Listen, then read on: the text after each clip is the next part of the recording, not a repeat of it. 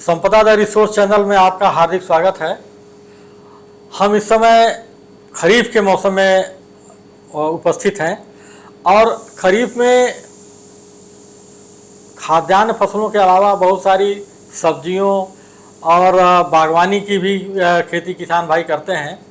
तो हमारे साथ चर्चा के लिए इस समय डॉक्टर MP उपाध्याय सर हैं और हम उपाध्याय सर से जानेंगे कि सर जो उपाध्याय सर कृषि विभाग के कृषि निदेशक रह चुके हैं, तो उपाध्याय सर से हम जानेंगे कि सर इस समय सब्जियों की जो खेती खरीफ में की जाती है उसमें कौन कौन सी फसलें हैं जिनकी किसान भाई बुआई करें और क्या क्या इसमें क्रियाएं होती हैं। इसके अलावा अन्य फसलों की भी और अन्य प्रक्रियाओं की भी चर्चा करेंगे। तो सर बताएं, सब्जियों में किसान इस समय खरीफ में क्या क्या बुआई करें?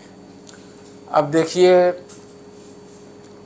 कुछ किसानों ने कर लिया होगा। अब जैसे मैंने बताया कि जितने ये कुकुरबिट्स हैं, जी जी जी, इनकी बुवाई अगर कर ली है तो बहुत अच्छी बात है। जिनको बाद में ऊपर चढ़ा करके और जाली पे फैलाते हैं, मचान पे चढ़ा के करते हैं, तो बहुत अच्छी होती है। उसमें लौकी, तुरई, करेला, चिचिंडा, यानी उनको आधार एक जो है देने की बात। हाँ, वो है। इसके अलावा जो है कुम्हेड़ा की खेती करते हैं जी। कद्दू? हाँ, नहीं, कद्दू अलग है, कुम्हेड़ा अलग है। अच्छा अच्छा। जिससे वो मिठाई बनती है। अच्छा, पेठा जी जी जी, पेठा की खेती कह सकते हैं आप। हाँ हाँ। तो उसका है।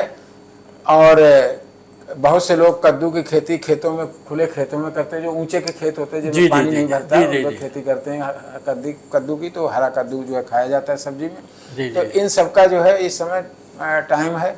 और आपका जैसे मैंने बताया, तुरई, लौकी, करेला, ककड़ी, खीरा वीरा, इनकी जो खरीफ की जो सब्जियां हैं उनकी जो है बुआई जो है, हाँ, ये लगे भी हैं, जायद में लगे हैं, लेकिन खरीफ के लिए अभी लगेंगे भी। जी जी जी।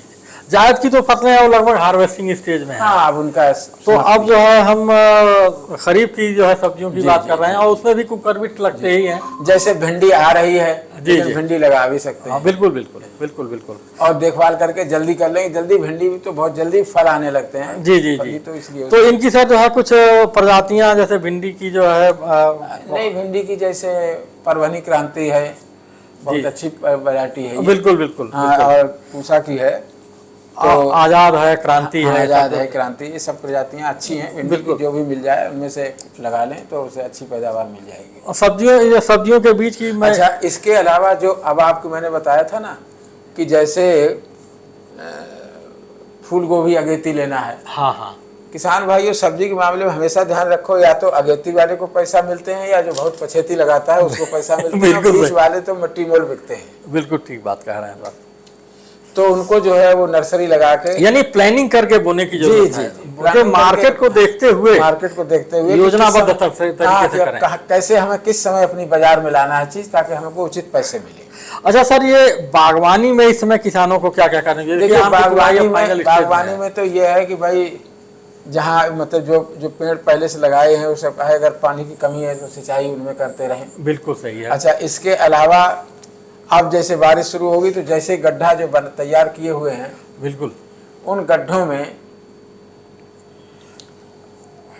जिनमें पेड़ लगाने हैं, बिल्कुल वृक्षारोपण का समय है ये। हाँ, जिनमें पेड़ लगाने हैं तो उसमें आधी तो मिट्टी ले लें। बिल्कुल ठीक है। जो गड्ढे से जो निकली है, जी जी, 1 किलो नीम की खली ले लें। जी, है ना? जी जी जी। और गोबर की खाद, जी जी, इनको मिला करके उससे गड्ढा, चूना आदि जो है वो भी मिला लेते हैं। जी जी जी जी। और अगर मान लीजिए दीमक वगैरह का और उसका कुछ वो है तो थोड़ा बहुत दवा उसकी क्लोरपायरिफास की जो डाल देंगे तो दीमक नहीं लगेगी। या जो है वो बवेरिया बैसियाना वो लगा दें। वैसे तो ये है कि नीम की खली डाल देंगे तो भी जो है वो काम करती है। सर ऐसा है कि जो खरीफ का मौसम होता है वृक्षारोपण का महत्वपूर्ण मौसम होता है, और अब की बार जो टेम्परेचर इस तरह बढ़ा हुआ है, मतलब जेठ और आधा आषाढ़। लेकिन ये ध्यान रखिए कि एक गड्ढे के लिए कम से कम 30-40 किलो गोबर की खाद हो और 1 किलो जो है नीम की खली हो। हाँ, और इसके बाद आधा जो है मट्टी उसी गड्ढे की निकली हुई मिट्टी हो, इसको मिला करके और पौधा लगाया जाए। और अच्छी प्रजातियों का चयन जो है बेहतर करें, और जैसे उसको बताया जाता है जिस विधि से और मैं सभी किसान भाइयों से अनुरोध करूंगा कि जैसे आम लगाना है अगर जी, तो जो रहमान खेड़ा पर जो आम अनुसंधान है ICAR का, या बस्ती में है, गोरखपुर में है, तो ऐसी जगह से लें जहां से आपको प्रमाणित पौध मिले। बिल्कुल सही, ये तो बहुत जरूरी है, वरना आपके साथ धोखा हो सकता है। और वहाँ इसके लिए ये है कि जैसे यहाँ रहमान खेड़ा में, यहाँ तो आप रजिस्ट्रेशन पहले करा दें CISH में, जी जी, और इसके बाद रजिस्ट्रेशन के बाद उन किसानों को प्रायोरिटी पे जो है वो पौध मिलती है। वो पौध का कम से कम ये गारंटी है कि जो प्रजाति दी जा रही है उसी प्रजाति की पौध होगी। अच्छा सर, किसान जो है इस समय पपीता भी लगाते हैं जुलाई में, और केला भी लगाते हैं। केला भी लगाते हैं, और बहुत केला तो बहुत व्यावसायिक खेती है। जी जी जी। पपीता भी बहुत व्यावसायिक खेती के रूप में पपीता। केला में यह है कि केला के लिए भी इसी तरह से गड्ढे बनाने होंगे, गड्ढे तैयार करके सब बिल्कुल तैयार रखिए, और जैसे माहौल बनता है हाँ, तो आप उसको लगाइए। और जो उसके जो शक्कर से निकालते हैं तो ऐसे शक्कर हो उसकी जैसे तलवार जैसी शक्ल होती है बिल्कुल, वो लगा के शक्कर जो है उसमें लगाया जाता है। हाँ। और इसके अलावा टिश्यू कल्चर वाले भी लगते हैं, तो उनके लिए ये है कि जिन्होंने टिश्यू कल्चर का छोटा पौधा लेके पहले से कंडीशनिंग करके जी जी, कुछ लोग तैयार करके रखते हैं। हाँ, और नहीं तो यहाँ बायोटेक पार्क है, वहाँ से भी जो G9 की प्रजातियां जो है वो प्रजाति मिल जाती है केला की, और बड़ी अच्छी है, यहाँ चलती भी बहुत अच्छी है। G9 बहुत फेमस प्रजाति है, तो उसको ले लीजिए और उसको जो है आप लगा सकते हैं। बिल्कुल ठीक बात है सर। अच्छा, इसके अलावा जो देखिए इसी समय जो आपका जो उसकी नर्सरी होगी पॉपुलर की, हाँ वही वानिकी की बात कर रहे हैं, सब करके ठीक करके उसको रखिए ताकि समय पे आप लगा सकें। तो पॉपुलर के साथ ही साथ जो है अन्य पौधे भी, जी जी, छायादार पौधे, बरगद, पीपल, जामुन। अब ऐसा नहीं है कि आप जो है वो यूकलिप्टस और अन्य पौधे, इस तरह के पौधे ना लगाएं, बल्कि ये सरकार भी प्रोत्साहित कर रही है और लोग भी चाह रहे हैं कि जो हमारी भारतीय परिस्थितियों के जो पौधे, नीम है। मेरे किसान भाइयों से एक और अनुरोध है जी, कि एक 3 पौधे मिलकर के संकरी कहलाते हैं। जी जी, सुना, अगर ना सुना हो तो मैं आपको बता रहा हूँ संकरी में कौन कौन से 3 पौधे होते हैं। हाँ सर, बता दीजिए इसको। एक उसमें से एक बरगद होता है जी, एक पाकड़ होती है, और एक पीपल होता है। आप सब जानते हैं कि ये तीनों गजब के पेड़ हैं। हाँ हाँ हाँ, इनके नीचे की मिट्टी आप समझ लीजिए कि अमृत है। अच्छा अच्छा, वो जो तैयार करते हैं वो प्राकृतिक खेती के लिए। जी जी, और इनको ऐसा करते हैं कि एक तिकोना बनाइए, 1 मीटर 1 मीटर 1 मीटर, अच्छा, त्रिभुज, हाँ, और तीनों के कोनों पर इनको पेड़ों को लगा दीजिए, पीपल, पाकड़ और बरगद को, यानी एक एक किस तरह। जी, ये बाद में तीनों मिलकर के एक हो जाएंगे और ये संकरी बन जाएगी। अच्छा अच्छा, जी जी। तो पर्यावरण के लिहाज से भी देखिए, पीपल के पेड़ को क्यों इतना पूजनीय वो माना जाता है कि ये ऐसा वृक्ष है जो 24 घंटा ऑक्सीजन देता है। बिल्कुल सही बात है। और जो पर्यावरण प्रदूषण हो रहा है, जो तापक्रम बढ़ता जा रहा है, अगर हमें अपनी पीढ़ियों को बचाना है, अपने पर्यावरण को अच्छा रखना है, तो हमें वृक्षारोपण पर ध्यान तो देना ही होगा। बिल्कुल बिल्कुल सही बात है सर। अच्छा सर, जो है यानी कि कहने का मतलब यह है कि वृक्षारोपण अब की बार की बारिश में सरकारी अभियान तो चल ही रहा है, लेकिन अब तो मैं अनुरोध करूंगा कि समाज के सारे लोग आए और हर आदमी यह सोचे कि हम एक पौधा तो जरूर लगाएंगे और उसकी रक्षा करेंगे। उतना ही लगाए जिसको ये सुनिश्चित कर ले कि ये हम परवरिश करके देंगे। परवरिश बच्चे की तरह कर लेंगे तो 2-4 साल बाद तो फिर कोई बात ही नहीं हो, आगे अपने आप आगे बढ़ जाएगा। इस समय सर जो फूलों की खेती का भी बड़ा महत्व बढ़ता जा रहा है, सघन पौधों का भी। तो इसमें कौन कौन से पौधे इस समय लगाने की की आप रिकमेंडेशन करते हैं?